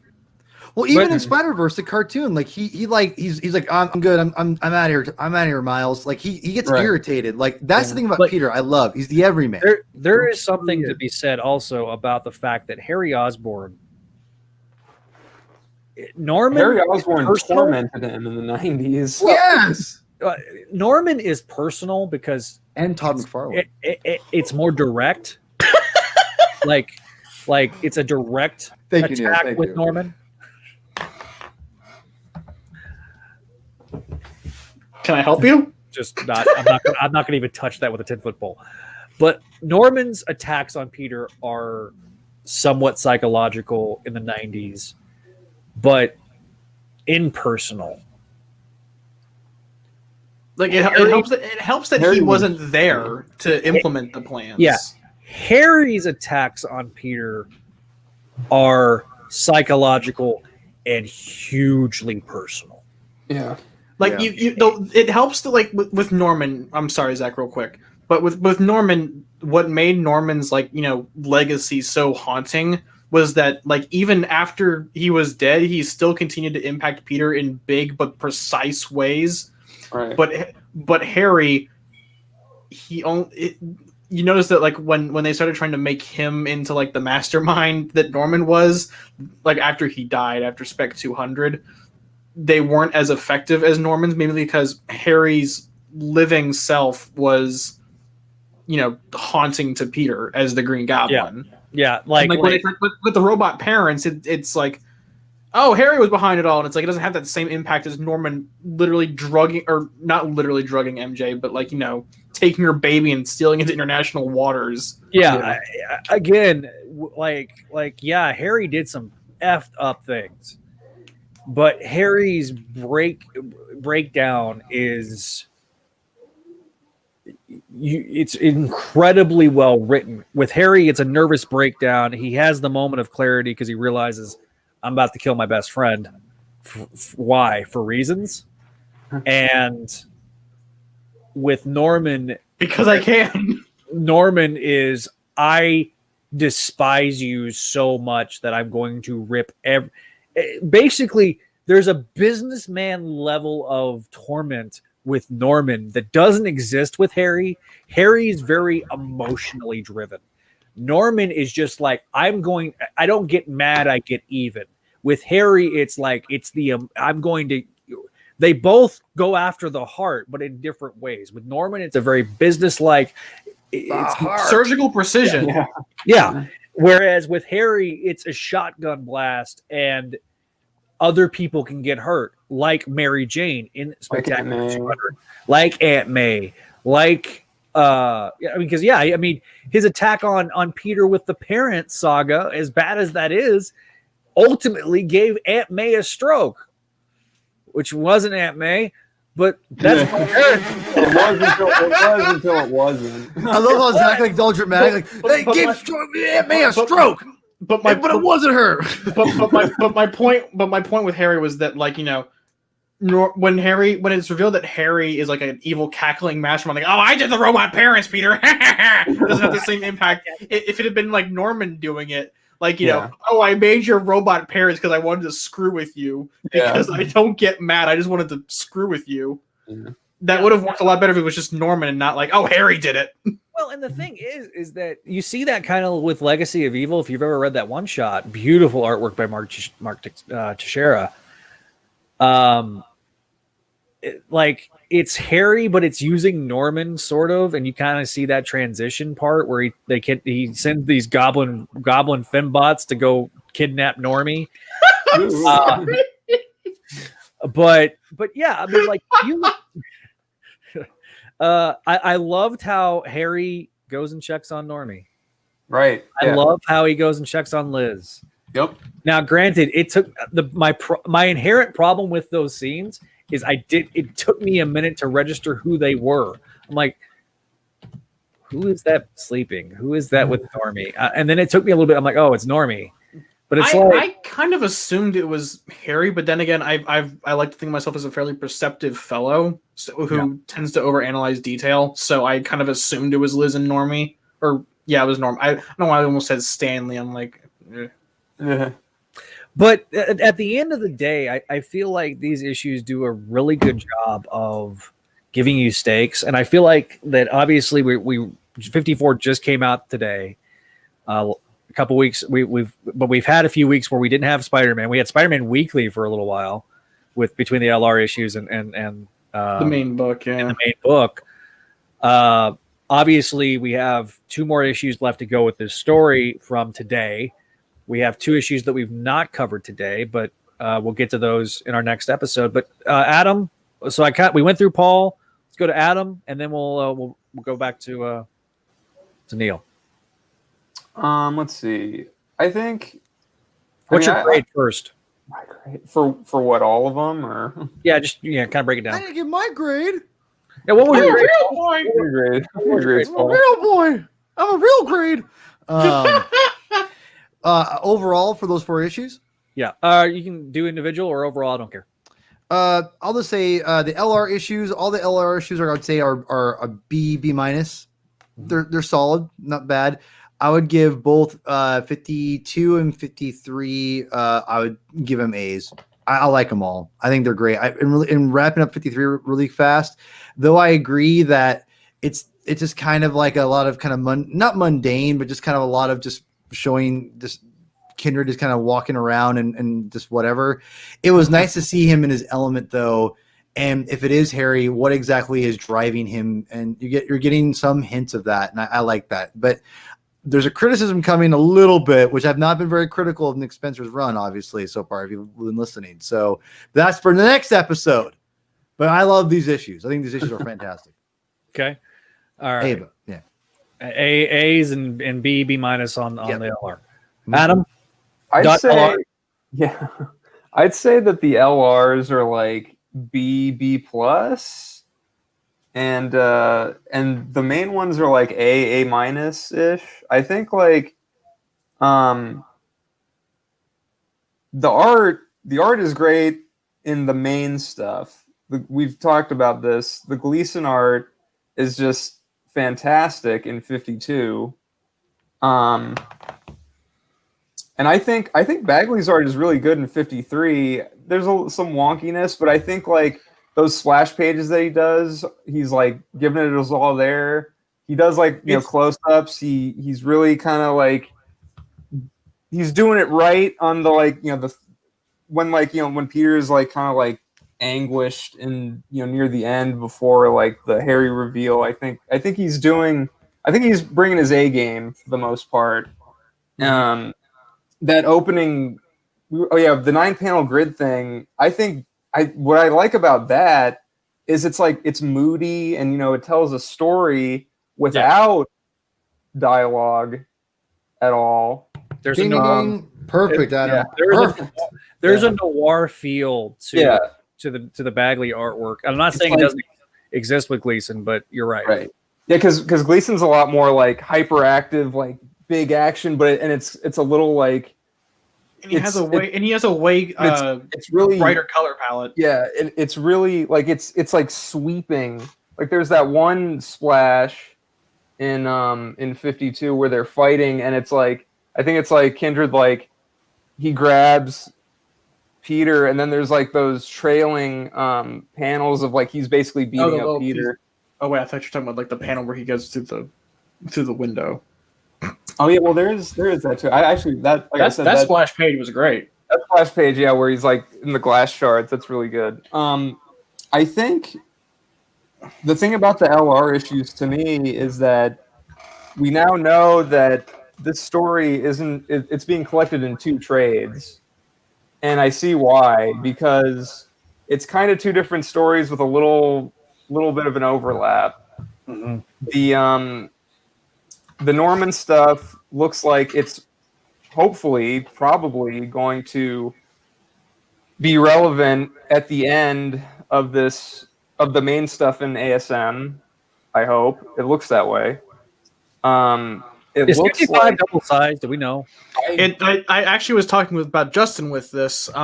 55 has 36 pages as opposed to like the 28 pages of the other issues. All right, yeah, okay, that's fair then. So big boy Gleason art. Yeah. And it seems like these LR issues are kind of like the continuation of the Sin Eater stuff too. Mm-hmm. So hopefully. I don't know. Hopefully the Spider Squad, as I'll call them. Hopefully they get to do something in 55. Yeah. I don't know. And yeah, that's why I'll give the LRs a slightly lower grade, because it's interesting. It's kind of cool seeing them work together. It's cool, seeing them trying to figure out what's happening. But it's also kind of like, all right, where are we? What's going on? Like. Are you guys going to do something? Are you guys going to do something? Yeah. And they do something, but that's for next week, sort of. And the I don't know, the ASM stuff, for me, it's pretty much firing on all cylinders. I don't really, people have said that 53 was a quick read. I don't totally mind that, but I get why people do, because we're paying $4 for this thing. But I think admire the art. The art is good, and we're getting a backtrack thing to the Brand New Day whatever thing. But I think it's kind of good for just setup and kind of to remind people that this is what it's all about, and this is where we're going. Hopefully, it's where it's looking like we're going, I want to piggyback off what you said about the fact that issue 53, right? That's a Bagley issue. That you're right that I think even though it doesn't have a lot of dialogue in it, I think that's kind of the beauty of the comic book. The medium is the fact that it's such a amalgam of obviously prose and TV and I'm not saying anything obvious here or anything new, but the one thing I love about this issue is the fact that it really relies on the aspect of, like you said, Adam, letting the kind of story you're seeing Kindred through, you're letting the visuals tell the story. And because of that, you have to make your own assumption of what exactly is Harry going through at this time? What is he feeling? And you don't really there's like a sadness kind of Exactly. like, There is a sadness, but like again, you could if you're I think a lesser writer of the medium.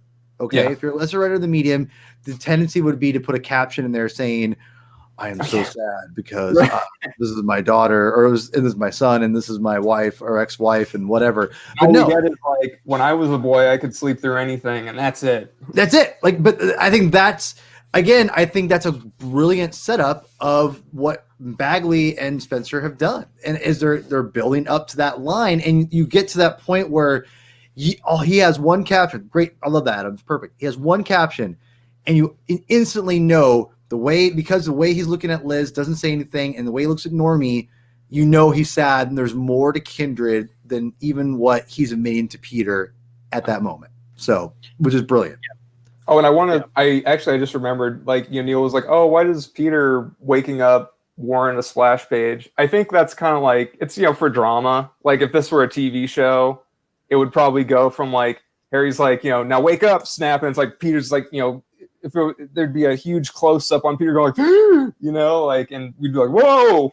So okay. I'm not saying that there's not a cinematic quality to the Gleason art, but there is definitely a cinematic feel to the Bagley art that doesn't exist. It's more melancholy. There is a look of forlornness with Kindred when he's with the opening splash page. But all right, let me kind of I'll let you wrap up, kind of wrap that up, and then we'll jump over to Neil, and then we'll start kind of wrapping the show. I'm all in. I'm ready for this to continue and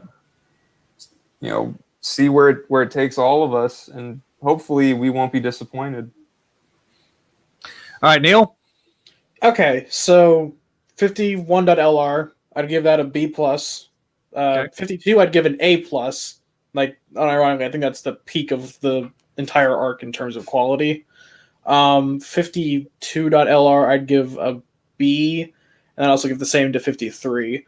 I just think 52, the first two issues really picked up where we left off last time, and amped up the stakes appropriately. Like we didn't go like full Michael Bay sinking a fleet of aircraft carriers tier destruction, right. But it was just enough chaos to like force Peter's hand. Yeah. I was talking about this earlier. You weren't here, Zach, but 53 was kind of where I raised an eyebrow because, because of the recreation of ASM 545 to a near T, the book kind of grinds to a halt. Like, stuff we've seen before, but kind of recontextualized. And I don't think it's like completely just like stopped. It still has my interest because of the, one more date connotations. Yeah.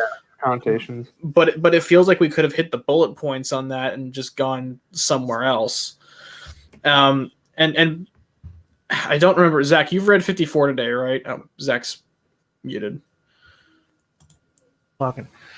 Yes, I've read 54 today. I have.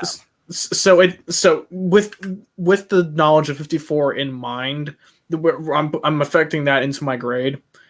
Those two issues could have easily been one. I don't disagree with that. I think 54 was good, but I think 53 and 54 easily could have probably been one issue. I feel like 53 was done deliberately because I do think it's been so long, over 300, almost 300 issues, over 300 issues since those particular scenes were done. So I feel like there was a necessity to it. By the way, good night, SoFlo. So I do understand what you're saying is that, we didn't really did we really need that? But for newer fans that may have left during that period and were gone during the Slott period, or maybe they can't, maybe there's a whole segment of people that started with Dan Slott's run. So having to recreate that scene of bringing back Harry also gives us this fearful symmetry of Harry versus Harry now. It could also be that like the last 4 or 5 pages after Peter wakes up and like he and Kindred are looking at each other, it's like 4 or 5 pages of Peter going, "No, it can't be," and Kindred going, "Yeah, it's me, buddy. No, it's not me. Yeah, it's me, buddy." Well, this feels like search your feelings, you know it to be true. And Paul is not here for that particular bit, but it really does feel like the Empire Strikes Back for Peter. It's like, no, it's not possible. It might be that like, you know, Bagley's Peter kind of has the same face across the entire like, you know, with Mark Hamill's Luke, like he's slowly devolving into like, you know, his face is melting. But with Peter, he's got like the same facial reaction across the entire page, or across the entire scene. But and most of my criticism mainly comes for this issue in particular because this is where I kind of felt like, you know, I'd been given time to stop and think, and that last page reveal, and I mentioned that Bagley's boner for splash pages came to bite us hard, and I understand like it's for a cinematic quality, but when you need to get like this much content written and drawn, there is a certain amount of space that can only be reserved for so long. And not only that, the last page, the one of Harry revealing himself to Peter, I think it lost a bit of its impact by having it be revealed early on in issue 50. Yeah, and that's not to knock issue 50 because I think they did a great reveal with it. Right, but this reveal is important only to Peter. If we'd gotten a reveal alongside him, it would have had a bit more rare times where the reader and Peter are on two different planes, and the reader understands that hey, Harry's kindred, but Peter's this is the way Peter finds out, and he has to react accordingly. So. And I say this because I am aware of this method of story. Like I think I picked this storytelling method up from Spencer, like where we know the mystery, but Peter doesn't. We have to watch him retrace his steps or figure out what's going on. But I don't know. It just kind of feels like there was, for something of this magnitude, it kind of, you know, we revealed it again. Right. Yeah, no, I understand, but I also feel like you're also seeing the depths of the despair that Harry is trying.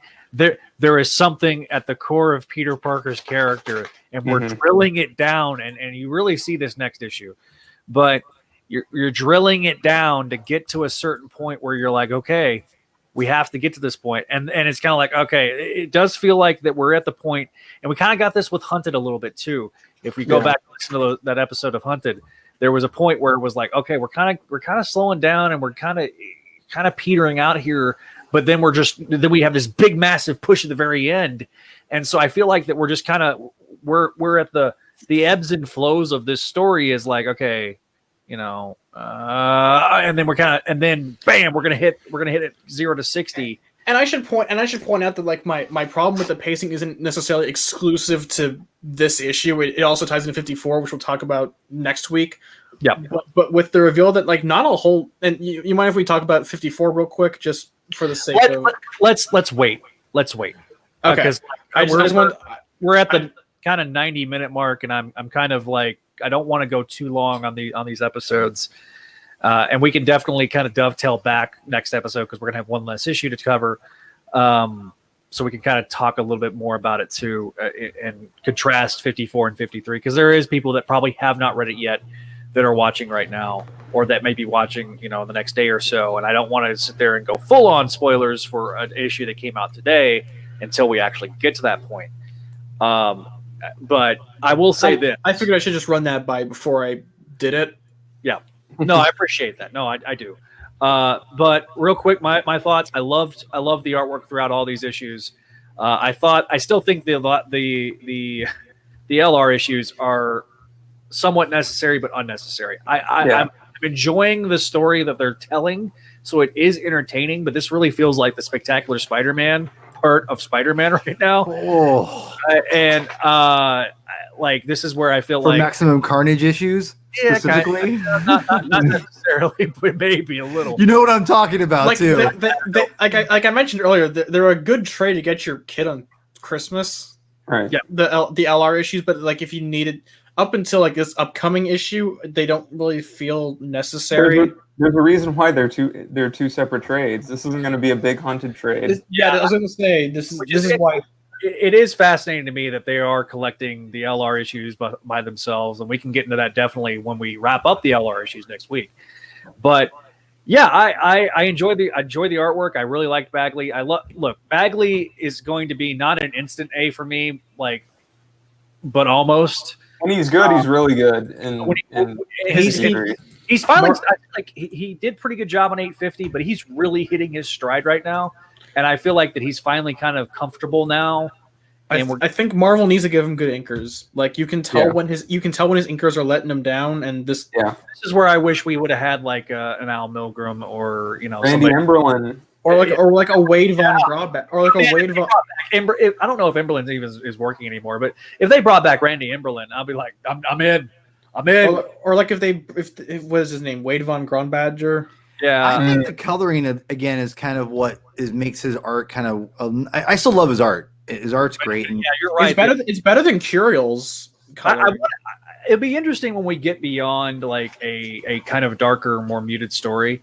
Yeah, Bagley like drawing because eventually the sun's going to start shining again. Yeah. Hopefully. The cover for number 60 was a great color palette. Oh, absolutely! I love the cover for 60, and we can talk about that again next episode.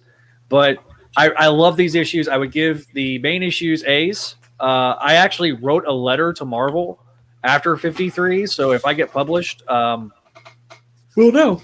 We'll find out in a few months, but that'd be awesome. But I'll also say this: the fact that they are touching the third rail, that is One More Day.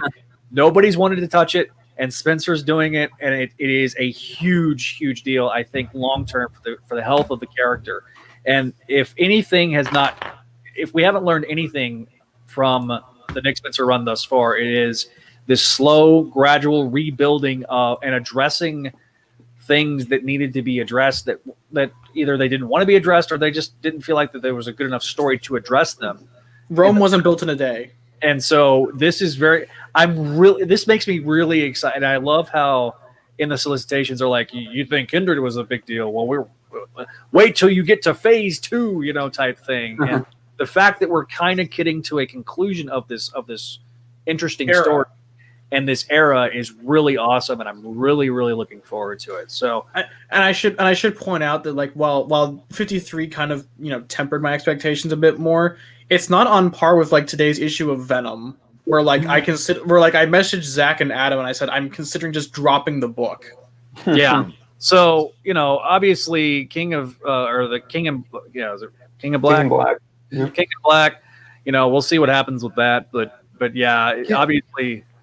Obviously, there's some good things coming, and we'll go from there. Go ahead. I want to add to, and we talked about this last time, and I think this bears repeating. I think Federico Vicenti needs to be a recurring artist on Spider-Man. I think his style fits the characters. It's a very distinct style, but I'm really into it. I actually think that given more. Because I think he's had to draw really fast. I think it's evident.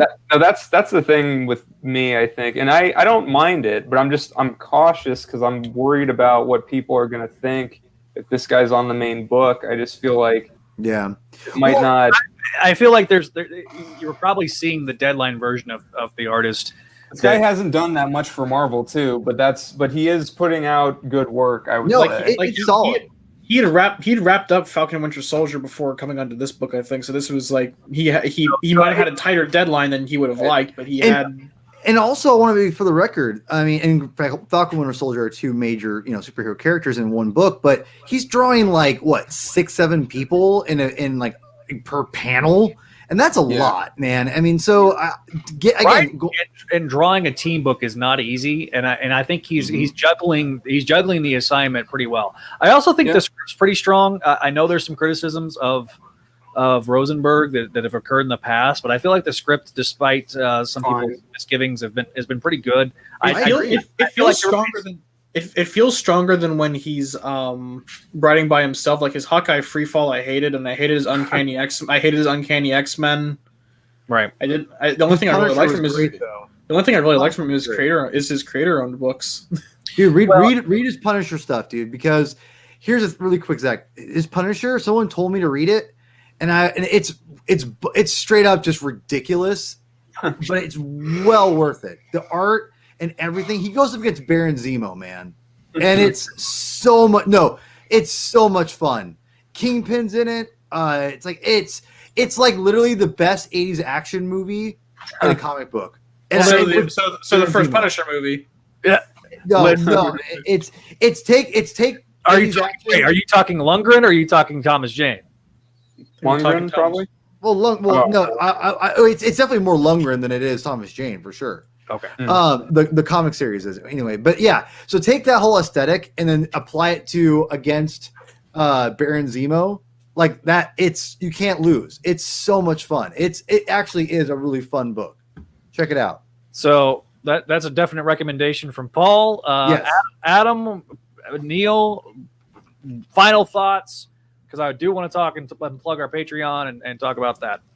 Pretty good month. I don't think as like as strong a month as like our last opening salvo. Right. But pretty good. We're definitely in middle chapter syndrome right now. Yeah. Go ahead. That's it. I don't know. Keep reading Spider-Man and keep the faith that big changes are happening. Big Chengus. Big chances are being taken right now. Yeah, big change. Yeah. So, all right. Before we let everybody go, before we wrap up our episode, I do want to talk about our Patreon. That's right. We launched it, and it is here.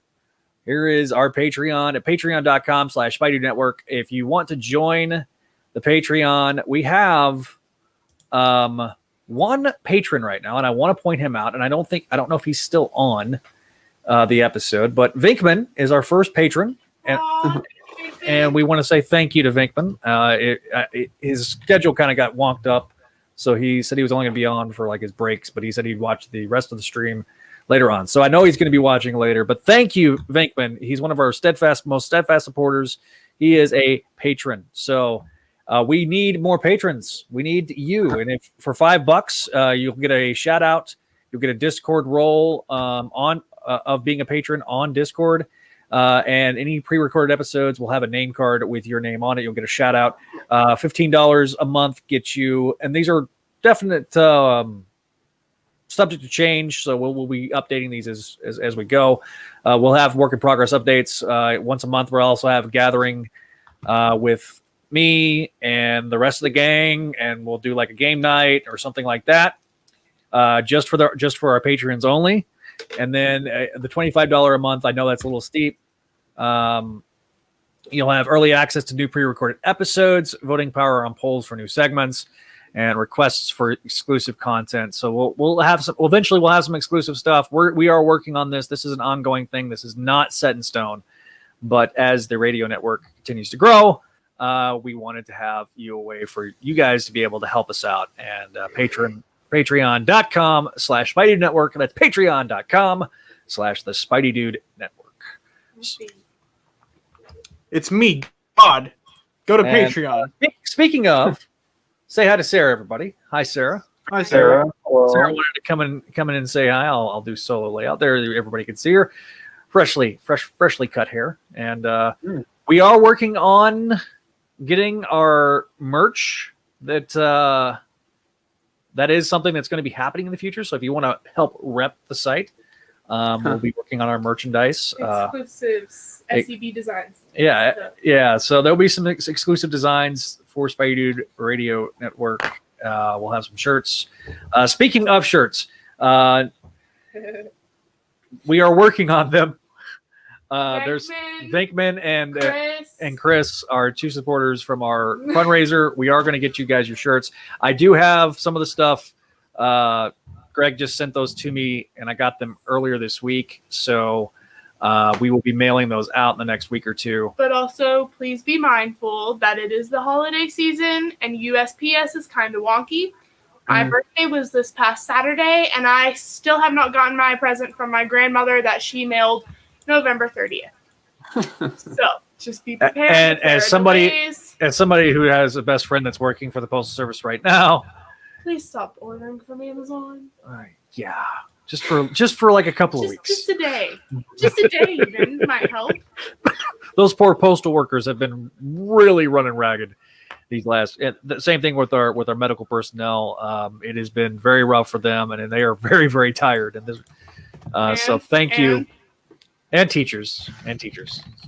So teachers and people that help teachers as well. So next week, 3 issues or 2 issues. Yeah. Well, 3 issues. Well, 3 issues. I think it's just 2. I think the one comes out before Christmas Eve. Yeah, I think it's 23rd. The final issue of the arc comes out 23rd, but we have 3 issues to cover. So we will be covering 53.1, 54, and 54.1. 54.1 will be coming out next Wednesday, so that'll be. No, I think 54.1 is coming out before Christmas Eve. It comes out the 16th, and it comes out the 16th, and then 55 comes out the 30th. Oh, did they change it? Okay, so Sarah and I, we've been talking, and we've talked about this a little bit, and we'll talk about it more next week as well. Next week's going to be our final live episode, and our final the stuff that comes out that week. Not forever. Hang on, let me finish. It'll be the final episode of 2020. Be next week, and then we'll come back strong in 2021. We're going to take starting the week of the 22nd, and through the 4th, we are going to be taking time off. For me, I'm going to be traveling, and we're going to let everybody spend their holiday season with their family and, celebrate the new year and yell Jumanji at. Eat your dang black-eyed peas. If you're from the South, you know what I'm talking about. Just eat your black-eyed peas on New Year's Day. We got. Do everything that you can. Look it all up on Google. All the New Year's traditions, just do them all on New Year's Day. But anyway, we are going to be doing our final Spideydude Experience of 2020. Will be next episode, and then we'll be coming back strong in 2021. We've got some great stuff. ASM Classics, more ASM Classics is going to be coming your way. More spectacular. We're going to be wrapping up Spectacular Radio in January. Boo. Working on wrapping up Clone Saga Chronicles in the first quarter of next year. So while 2 shows will be ending, we are in development of another 2 shows as well as a 3rd show. It's already been announced. 2 shows have been announced: Marvelous Women and The Forgotten Era. Those will be getting into active development in the first quarter of next year. So while we lose 2 shows, we guarantee gain 2 more shows. So. Plus maybe a 3rd. Possibly a 3rd. Actually, there is something that's happening with one of the shows in 2021, but I can't announce it yet. I don't want to announce it yet. I think we're going to announce that probably the first episode of Spideydude Experience in 2021. Tomorrow night, big thing tomorrow night. Yes, please come. Please come. Participation. We have a interview with a legendary spider artist. Hey. And hey, Bit Connect. Bam. Interview with Pat Olive tomorrow night, 7 p.m. Eastern. We're going to be going a little earlier than normal. This was to facilitate Mr. Olive, but Pat Olive, talking Spider-Girl, talking his career on Untold Tales of Spider-Man, and talking about his brand new Comixology exclusive comic Edgeworld that he's teaming up with Chuck Austin, his first creator-owned work in a 30-year career. So we'll be talking about that.